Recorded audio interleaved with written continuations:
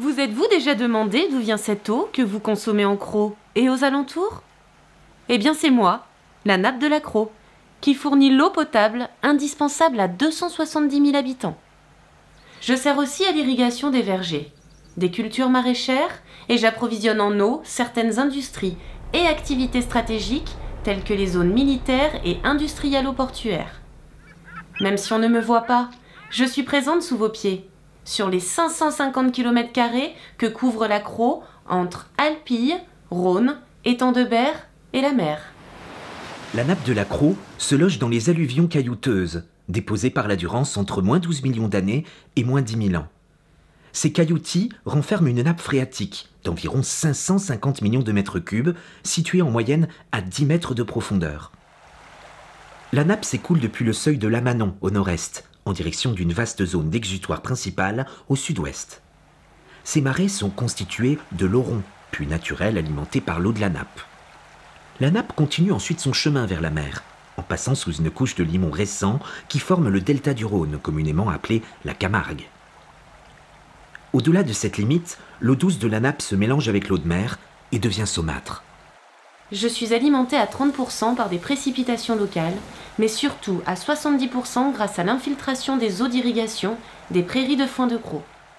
Cette eau, dérivée de la Durance par Adam de Craponne au XVIe siècle, est acheminée par 560 km de canaux. On utilise ici une technique d'irrigation ancestrale, dite gravitaire, c'est-à-dire par inondation des prairies tous les 10 jours en moyenne.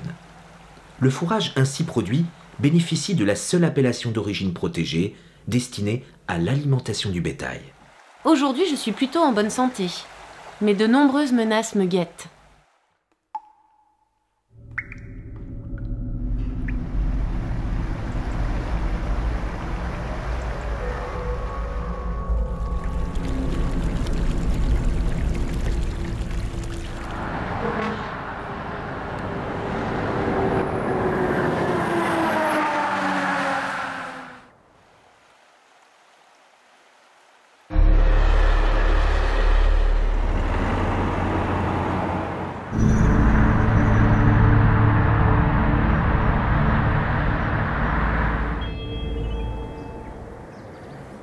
Alors, depuis la création en 2006 du syndicat mixte de gestion de la nappe de la Crau, le CIMCRO de son petit nom, je fais l'objet de toutes les attentions.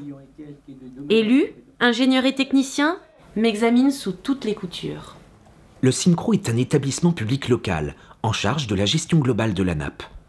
Il rassemble et coordonne les collectivités ainsi que les acteurs économiques locaux en associant l'État. 4 agents, dont 3 hydrogéologues, déclinent au quotidien les orientations votées par le comité syndical. Le syndicat est financé par ses membres, ainsi que des subventions extérieures. Je te laisse écrire notamment comment l'attitude du matin. Tous les acteurs locaux ayant besoin de moi, ils décident en 2013 de travailler ensemble et d'établir un plan d'action pour les 6 prochaines années. Le contrat de nappe. Plus de 70 structures et 150 personnes sont venues parler de moi lors de 12 rencontres organisées pendant l'élaboration du contrat. C'est dire combien je suis importante. Après ces débats passionnés et passionnants, un consensus est dégagé. Il faut agir. Le programme d'action du contrat de nappe repose sur 70 actions portées par 20 maîtres d'ouvrage pour un montant global de près de 9 millions d'euros. L'Agence de l'eau Rhône-Méditerranée-Corse, la région Provence-Alpes-Côte d'Azur et le Conseil départemental des Bouches-du-Rhône apportent un soutien technique et financier de près de 6 millions d'euros. Voyons ce que contient ce programme.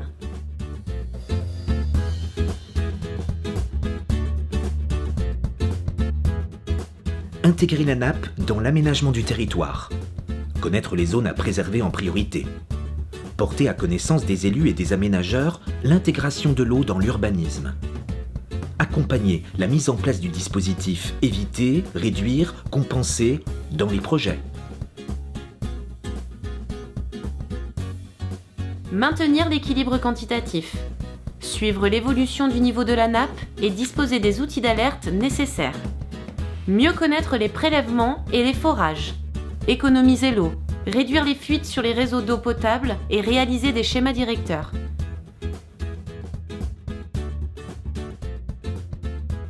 Préserver la qualité de l'eau. Évaluer les risques de contamination par les phytosanitaires. Contrôler la réhabilitation des assainissements non collectifs. Savoir gérer les pollutions accidentelles.